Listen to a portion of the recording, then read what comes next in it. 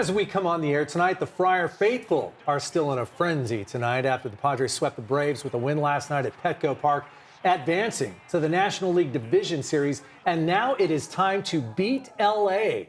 Good evening, and thank you for joining us. I'm Carlo Cicchetto. I'm Marcella Lee. CBS 8's Jake Gariani was in the middle of the clubhouse celebration last night.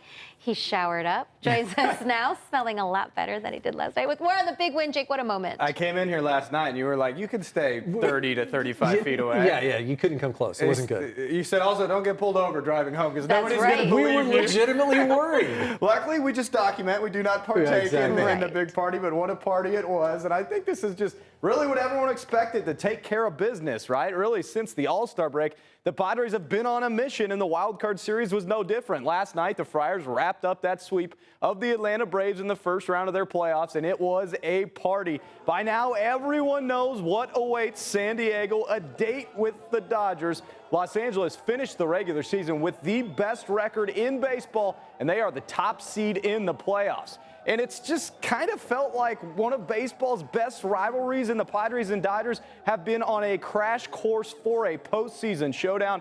And this Saturday, it will all begin. But before it does so, it was celebration time in the clubhouse. And as mentioned, we were right in the middle of all of it.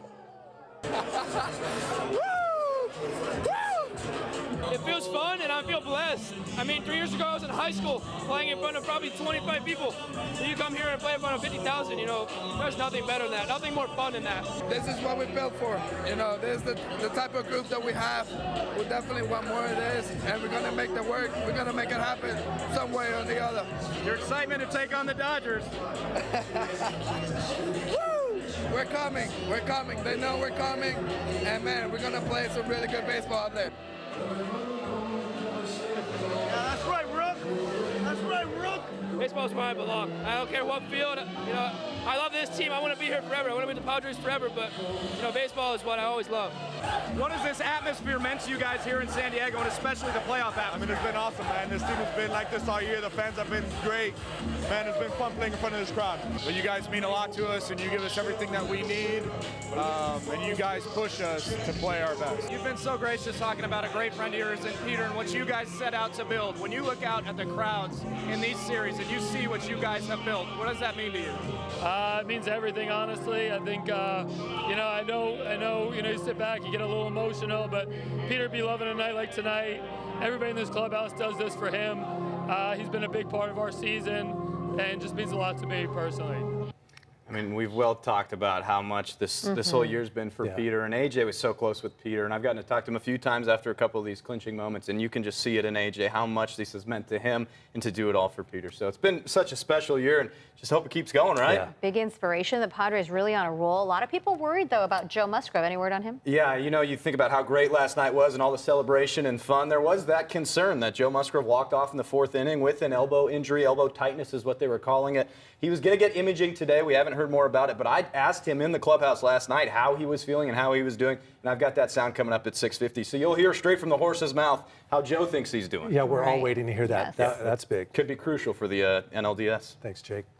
And if you're part of the Friar faithful who are excited for the postseason and you want to show off your Padres pride, send in your fan photos. All you have to do is open up the free CBS 8 app, then tap on the Near Me section. It's on the bottom right corner of your phone. Click with the Share with Us icon and then upload your photo. We would love to give you a shout out on air. Right now, fog is causing big problems at San Diego International Airport, where the majority of departing and arriving flights are delayed. The airport's flight status webpage shows nearly all flights delayed. Right now, we're told that the average delay is around 3 hours. So if you are flying out tonight or picking someone up, make sure you check with your airline to see if your flight is impacted. Hopefully, they'll be getting back to schedule soon.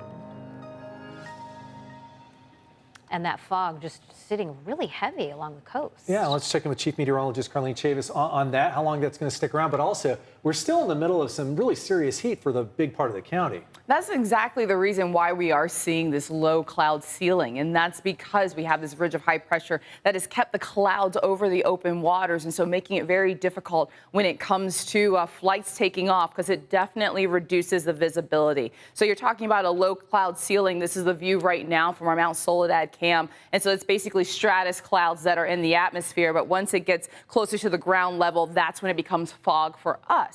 So when we go into tonight, we'll still be seeing very similar conditions with the cloud cover that is going strong. These are current conditions at the airport. 68 degrees right now for downtown at the airport, and also some light winds about 6 miles per hour. We're not seeing a significant reduction in visibility closer towards the ground, and that you're seeing that on our current weather stations. And that's because once it does get closer towards the ground, that's when it becomes more of an impact for us. But it is definitely an impact right now for pilots with that low cloud ceiling. And then for us, we are going to be looking at reduced visibility when it does come to that fog developing tonight through tomorrow morning, leading to reduction of visibility out there on the roadways. So we'll go ahead and talk about that a little bit more, as well as the heat coming up. Marcella. So much, Carlene. And for the very latest weather conditions and alerts on the go, just download our free CBS 8 app from Google Play or the Apple App Store. The two candidates hoping to be the next mayor of San Diego are set to face off tonight. Current Mayor Todd Gloria is going head-to-head with rival Larry Turner in a debate hosted by KPBS at San Diego State. That is where CBS 8's Richard Allen joins us live with a preview of what we can expect to hear tonight. Richard? And Carlo and Marcella, as you can see, I'm here inside KPBS studios. The stage is set behind me for tonight's debate. And with less than 5 weeks to go now before the election, this debate here will most likely be the last chance for folks to see the differences between Mayor Todd Gloria, and political newcomer Larry Turner, his challenger. Now, that debate is set to get underway in just about 2 hours, and it will offer a chance for Gloria and Turner to offer their views on everything from housing and homelessness to public safety and bike lanes. In fact, a recent poll finds the cost of living and tackling homelessness are San Diego voters' top priorities as they head to the polls. Now, Todd Gloria is making the case for a second term to lead the city of San Diego. He says he wants to build on the progress he's made over the last 4 years. Now, he is a Democrat, previously served on state assembly and also on city council. Larry Turner, on the other hand, is new to politics, calls himself an independent. He's a retired U.S. Marine who's worked as an officer for the San Diego Police Department for the last 8 years now. Now, as part of his campaign, he said he is not a politician and that Mayor Gloria has failed to move San Diego forward, especially in the areas of homelessness and creating more affordable housing. Now, leading up to tonight's debate, a new poll by Survey USA for the UT found that Gloria is leading Turner by about 4 points, but that's a lead that has eroded over the last several years. Over the last several months, when Todd Gloria had a much more comfortable lead. And back out live here, that same poll finds that leading up to this, that 28% of voters at this point are still undecided. And Marcella, tonight's debate could make the difference. We could see some voters going for Turner, some voters going for Gloria, and a little bit of insider information. Marcella, we've learned that there was a coin toss between the candidates ahead of time. Larry Turner will get first crack at the first question, but tonight Todd Gloria will have the last word at the end of tonight's debate. Marcella? All right. Thank you so much, Richard. We'll see you later. And tonight we will air that San Diego mayoral debate live between Mayor Gloria and his opponent, Larry Turner. You can watch it on the CW San Diego, that's our sister station, starting at 8 p.m. And you can also tune into our live stream on CBS 8 Plus. Before you cast your vote in the November election, there are a few new state laws that you should know about. The biggest change you'll see this election is how state referendums are worded on your ballot. Instead of picking either yes or no, you will be asked to choose between keep the law or overturn the law. This change is meant to help make things easier, clearer for voters to understand when making your decision. Another new law requires that all polling locations statewide offer curbside voting, which San Diego County has offered for years. Curbside voting is for an individual that, for whatever reason, can't enter the vote center. And we can bring the ballot marking device out to the car. For a full list of polling centers, drop boxes, and information about voting, just head to our website, cbs8.com, and click on the online version of this story. And stay with CBS 8 for the latest on these delays. For the latest on the election. We have all the information posted on CBS8.com. You can also follow us on social media or download our free CBS 8 app. Jury selection began this morning in the trial of San Diego Cemetery, Greenwood Memorial Park and Mortuary. The family of late Juneteenth trailblazer Sidney Cooper is suing the cemetery after discovering that he was buried in an unmarked grave in Greenwood for more than 2 decades instead of in the burial plot he and his wife purchased. The lawyer for the Cooper family was able to give an opening statement today. Sidney Cooper, with his mom, with his children, with his sisters, alone, prayed to an empty grave for over 2 decades. Due to time, the defense was not able to give their opening statement. The trial will resume Monday. Tonight, we are learning more about a woman who was pretending to be an attorney in the East County. The State Bar of California says Maria Llanos was reported by her own niece, claiming she had repeatedly misrepresented herself as an attorney.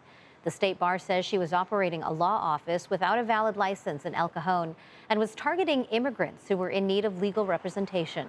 7 boxes of client files were seized from Llanos' office. Clients or former clients of hers can seek the return of their files by contacting the State Bar. The number there on your screen, 213-765-1649. Albertsons is paying nearly $4 million to settle claims it overcharged customers at hundreds of Albertsons, Safeway, and Vons stores across California. The complaint, filed by several counties, including San Diego, accused Albertsons of false advertising.